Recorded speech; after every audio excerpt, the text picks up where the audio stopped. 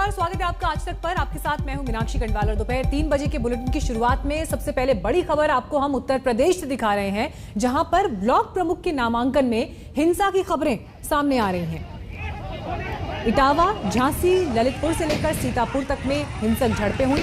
उत्तर प्रदेश के 825 ब्लॉक प्रमुख के पदों के लिए आज सुबह 11 बजे से नामांकन दाखिल किए जा रहे हैं। समय सीमा के तत्काल बाद नामांकन पत्रों की जांच की जाएगी।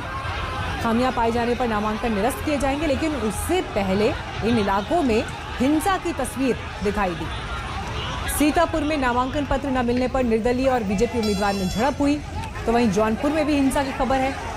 फतेहपुर में बीएसपी और बीजेपी के उम्मीदवार एक दूसरे से भिड़ पड़े।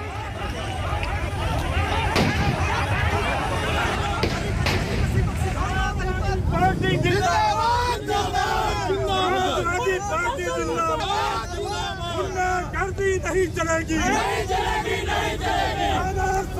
फतेहपुर की ये तस्वीर आपके सामने, जहां पर बीएसपी और बीजेपी के उम्मीदवार एक दूसरे से भिड़ गए और कई शहरों से इसी तरह की तस्वीरें हिंसा की दिखाई दी। 800 से भी ज्यादा ये ब्लॉक प्रमुख के पद, जिसके लिए नामांकन दाखिल किए जाने का दिन और अवधि खत्म होने के बाद नामांकन पत्रों की जांच की जाएगी, लेकिन उससे पहले जगह जगह से मिली हिंसा की इन खबरों ने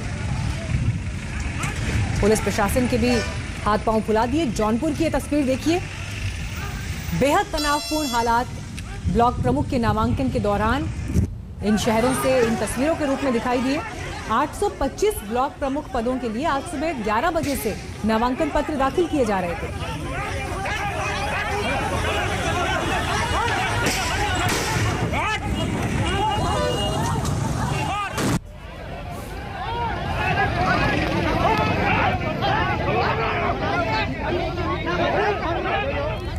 और अब बात आज की दूसरी बड़ी खबर की। फर्स्ट डे फर्स्ट शो, क्योंकि मोदी कैबिनेट के विस्तार के बाद आज मंत्रियों ने कामकाज संभालना शुरू किया, लेकिन पहले दिन का साइड इफेक्ट उत्तर प्रदेश में दिखाई भी दिया है। अपना दल की अनुप्रिया पटेल को मंत्री पद क्या मिला, निषाद पार्टी आग बबूला हो गई। उधर राजभर ने ओवैसी से हाथ मिला लिया। मैं अनुप्रिया सिंह पटेल सत्यनिष्ठा से प्रतिज्ञान करती हूँ कि मैं विधि द्वारा स्थापित भारत के संविधान के प्रति सच्ची श्रद्धा और निष्ठा रखूंगी। इधर अनुप्रिया पटेल पद और गोपनीयता की शपथ ले रही थी, तो उधर निषाद पार्टी हमले की तैयारी में लगी थी। ओबीसी कोटे से अनुप्रिया पटेल को मंत्री बनाना निषाद पार्टी को बुरी तरह से अखर गया। निषाद पार्टी की तरफ से बीजेपी पर वार शुरू हो गए। अगर अनुप्रिया पटेल जी को जगह मिल सकती है तो 160 सीट प्रभावित करने वाले जो है निषाद बाहुल्य सीटें हैं और उनको देखते हुए मंत्रिमंडल में जगह देना उन्हें चाहिए। रही बात, ये सब बातें अवगत करा चुका हूँ नड्डा साहब और निषाद जी से कि भाई निषाद वैसे ही धीरे धीरे कट रहा है आपसे, तो अगर जगह देते हैं तो शायद निषाद फिर से पुनः आपसे जुड़ने के लिए तैयार हो जाए। निषाद पार्टी की नाराजगी की वजह अपना दल से बीजेपी का अपनापन और निषाद पार्टी से सौतेलापन है। दावा ये है कि 4 से 5% आबादी की राजनीति करने वाले अपना दल को मंत्री पद का प्रसाद थमा दिया गया, जबकि निषाद पार्टी को निराशा थमा दी गई। नड्डा साहब, अमित शाह, सारे लोग बोले थे। नतीजा क्या था कि अब लोकतंत्र में जो उस मंत्रिमंडल में निषाद के वकील को जगह न देने का 18%, आखिर वकील नहीं रहेगा तो फिर हमारा समाज रोड पर आने के लिए तैयार हो रहा है। भारतीय जनता पार्टी आज के दिन में अब उसके ऊपर लग रहा कि अब तक धोखा पिछली सरकारों ने दिया और भारतीय जनता पार्टी भी धोखा दे रही है। उधर सुहेल देव भारतीय समाज पार्टी के ओम प्रकाश राजभर ने भी मोदी सरकार के खिलाफ मोर्चा खोल दिया है। ओवैसी के साथ मिलकर राजभर बीजेपी को घेरने में लग गए हैं। ओवैसी और राजभर की लखनऊ में मुलाकात हो चुकी है। साथ मिलकर चुनाव लड़ने पर बात भी हो चुकी है। अभी जो भ्रम आप लोगों के दिमाग में है 100 सीट 50 सीट, अभी ऐसा कुछ नहीं है। अभी हम लोग धरातल पे अपने अपने संगठन को मजबूत कर रहे हैं। सीटों के संबंध में हम लोग बैठ करके उसको तय कर लेंगे, अभी समय उसमें। आज अगर मुस्लिम माइनॉरिटी का लिटरेसी रेट उत्तर प्रदेश में 58% है, इसका जिम्मेदार कौन है? ओवैसी है। अगर आज उत्तर प्रदेश में ड्रॉप आउट रेट बच्चों का सबसे ज्यादा अगर है मुस्लिम माइनॉरिटी और दलित का हम जिम्मेदार है। बिहार, बंगाल के बाद असदुद्दीन ओवैसी ने उत्तर प्रदेश का रुख किया है। यूपी में नए साथियों की तलाश हो रही है। ओवैसी के निशाने पर योगी हैं, बीजेपी है, लेकिन ओवैसी के यूपी में चुनाव लड़ने से बीजेपी को फायदा या नुकसान होगा, ये कहना अभी मुश्किल है। लखनऊ से संतोष शर्मा के साथ आज तक ब्यूरो। तो मोदी कैबिनेट का विस्तार हो गया और कुछ पुराने चेहरे मंत्रिमंडल से बाहर हो गए, नए चेहरों को जगह मिली है। मंत्रिमंडल का चेहरा तो बदल गया है, लेकिन चुनौतियां जस की तस हैं। जिन पैमानों पर पुराने मंत्रियों का हिसाब किताब हुआ है, अब उन्हीं पैमानों पर नए मंत्रियों के खरे उतरने की चुनौती है। चाहे वो कोरोना का मामला हो, महंगाई से दो हाथ करने का मामला हो, कैबिनेट में आने वालों की राह में कांटे बहुत हैं। मनसुख मांडविया, हाय हरदीप सिंह पुरी, मैं भूपेंद्र यादव। हर्षवर्धन गए, मनसुख भाई आए, लेकिन कोरोना का भय बरकरार है।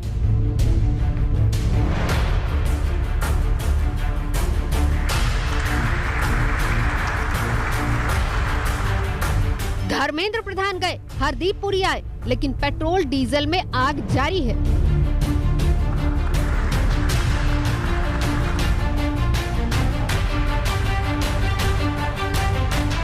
निशंक की विदाई हो गई, धर्मेंद्र प्रधान शिक्षा मंत्री बन गए, लेकिन छात्रों के भविष्य का सवाल अब भी जिंदा है।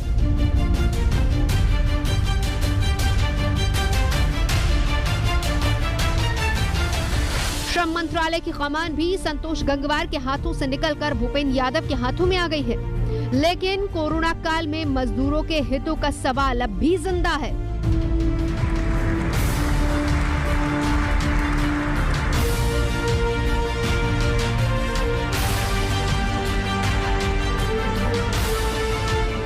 नरेंद्र मोदी ने चेहरे तय कर दिए हैं। 78 मंत्रियों का भारी भरकम कैबिनेट तैयार है। 3 मंत्रियों की अभी भी गुंजाइश है, लेकिन वक्त की गुंजाइश नहीं बची है। 2 साल खत्म हो चुके हैं, खाते में सिर्फ 2.5 साल का वक्त ही बचा है, यानी वक्त राई की तरह और चुनौतियां पहाड़ जैसी। चुनौती नंबर 1, 2024 जीतना तो कोरोना को हराना। मैं मनसुख मांडविया ईश्वर से शपथ लेता हूँ कि मैं विधि द्वारा स्थापित भारत के संविधान के प्रति सच्ची श्रद्धा और निष्ठा रखूंगा। जिस कोरोना से निपटने की नाकामी में हर्षवर्धन निपट गए, उसी कोरोना को निपटाने की चुनौती मनसुख मंडाविया पर है। मंडाविया गुजराती हैं, मोदी अमित शाह के विश्वस्त हैं। संघ की पसंद है, लेकिन कोरोना एक बड़ा इम्तिहान लेने वाला है। कोरोना की दूसरी लहर खत्म नहीं हुई, 45,000 से ज्यादा मामले आज भी आए हैं। एक्सपर्ट लगातार कह रहे हैं तीसरी लहर 1-2 महीने में दस्तक दे सकती है। मोदी सरकार का मूल्यांकन कोरोना से जीत हार पर ही होगा। चुनौती नंबर 2, महंगाई का गुणा भाग, पेट्रोल डीजल में आग।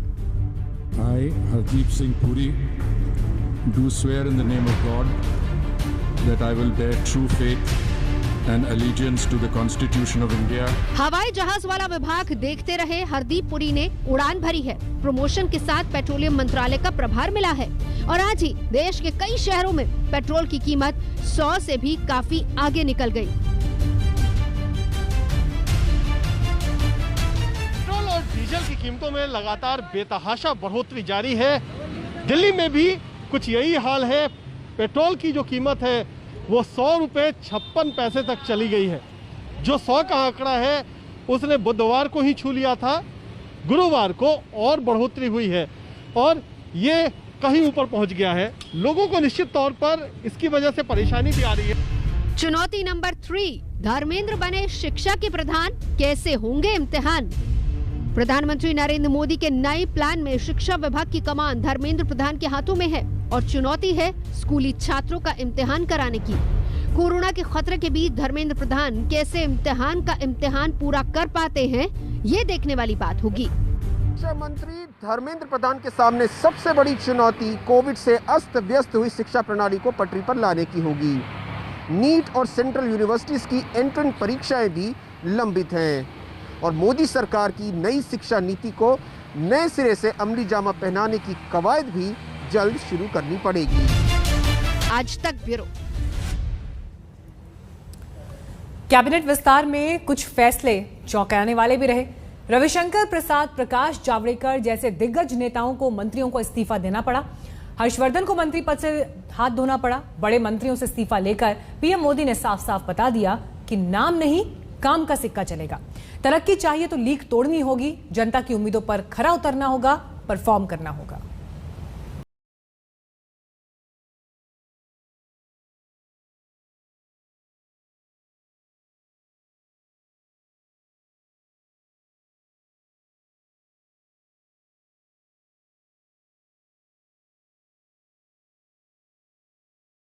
सरकार के चेहरे हुआ करते थे, उनका खुद का चेहरा बुझा बुझा सा था। रविशंकर प्रसाद बुझे बुझे दिख रहे थे। प्रकाश जावड़ेकर के चेहरे से प्रकाश गायब था। हर्षवर्धन के चेहरे का हर्ष हाशिए पर चला गया।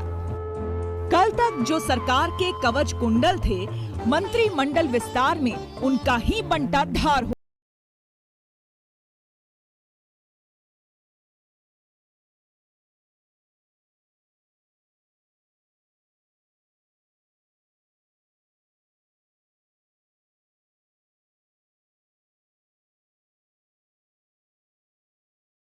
बेरहम निकला। दरबार हॉल में नए कानून मंत्री किरण रिजिजू शपथ ले रहे थे, तो पुराने कानून मंत्री रविशंकर खामोशी से बदलते वक्त को निहार रहे थे। तब तक शायद हर्षवर्धन को भी क्या पता था कि जो कुर्सी वो पीछे छोड़ आए हैं, उस पर थोड़ी देर बाद मनसुख मांडविया पधारने वाले हैं। और प्रकाश जावड़ेकर को भी कहां मालूम था कि जिस सूचना प्रसारण मंत्रालय के वो सेनापति थे, उसकी शोभा अनुराग ठाकुर बढ़ाने वाले हैं। मैं अनुराग सिंह ठाकुर। मोदी जी ने देश को आगे ले जाने का बहुत शानदार काम किया है पिछले 7 वर्षों में। सूचना प्रसारण मंत्रालय के माध्यम से हम कैसे और जन जन तक पहुंच पाए और क्या क्या काम जो पीछे मुझसे पूर्व बहुत बड़े लोगों ने यहाँ पर किए हैं, उनको मैं भी आगे बढ़ा पाऊं। सवाल है कि आखिर रविशंकर प्रसाद से ऐसी क्या खता हो गई कि उन्हें बाहर का दरवाजा देखना पड़ा। प्रकाश जावड़ेकर ने क्या गलती कर दी कि उन्हें यूं कैबिनेट से रुखसत हो जाना पड़ा। कुछ वजहें जो सामने दिख रही है, उससे तो यही लगता है कि कोरोना संकट का सामना करने में नाकामी हर्षवर्धन को ले डूबी। ट्विटर से दो हाथ करना रविशंकर प्रसाद को महंगा पड़ गया। कोरोना काल में सरकार की इमेज में सेंध का खामियाजा जावड़ेकर ने चुकाया। रमेश पोखरियाल निशंक की नई शिक्षा नीति पीएम मोदी की उम्मीदों पर खरी नहीं उतरी। कोरोना काल में मजदूरों का पलायन संतोष गंगवार को भारी पड़ गया। उम्र के पैमाने पर थावरचंद गहलोत को राजभवन का रास्ता दिखा दिया गया। बाबुल सुप्रियो न मंत्री के तौर पर दिल्ली में चमक बना पाए और न बंगाल में ही कुछ करिश्मा कर पाए। रमेश पोखरियाल निशंक जो 23 साल बाद जो है एक नई एजुकेशन पॉलिसी लेके आए, लेकिन लोग उससे सहमत नहीं हुए और उनको भी नकार दिया गया क्योंकि उनके कार्य करने की जो शैली थी वो प्रधानमंत्री के साथ मिसमैच करती थी। उनकी परफॉर्मेंस से जो है प्रधानमंत्री वो खुश नहीं थे। संतोष गंगवार बहुत कद्दावर नेता हैं, बीजेपी के कुर्मी हैं, रुहेलखंड से आते हैं और साथ ही साथ जो है वो वाजपेयी सरकार में भी मंत्री रहे, मोदी सरकार 1 में भी मंत्री रहे और अब भी थे, लेकिन स्वास्थ्य कारणों से उनका इस्तीफे की बात आ रही है। संजय धोत्रे महाराष्ट्र से आते हैं, शिक्षा राज्य मंत्री थे। रतनलाल कटारिया ऐसी फेस है, हरियाणा से आते हैं, 4 बार के सांसद थे, लेकिन उनकी छुट्टी करके जो है सुनीता दुग्गल को लाया गया है। हरियाणा से महिला हैं और तेज तराज नेता हैं, IRS रही है, पहली बार चुनाव लड़ा और जीती हैं। मोदी ने जोर का झटका धीरे से दिया। कल पूरे दिन मंत्रिमंडल में एंट्री पाने वालों की पौबारा होती रही। शपथ ग्रहण समारोह से थोड़ी देर पहले इन मंत्रियों को विदाई का पैगाम थमा दिया गया, लेकिन माना ये भी जा रहा है कि चौंकाने वाले फैसले करते रहे पीएम मोदी जल्द ही चौंकाने वाले कुछ और फैसले करेंगे। जिन्हें सरकार से रुखसत किया गया है उन्हें संगठन में इज्जत दी जाए। मंत्रिमंडल विस्तार में तो नप गए, बीजेपी के विस्तार में इनकी बड़ी भूमिका तय हो जाए। नरेंद्र मोदी के लिए कुछ भी नामुमकिन नहीं। हिमांशु मिश्रा, आज तक। फिलहाल हम रुक रहे हैं ब्रेक के लिए, फौरन लौटेंगे और खबरों के साथ। आप देखते रहिए आज तक।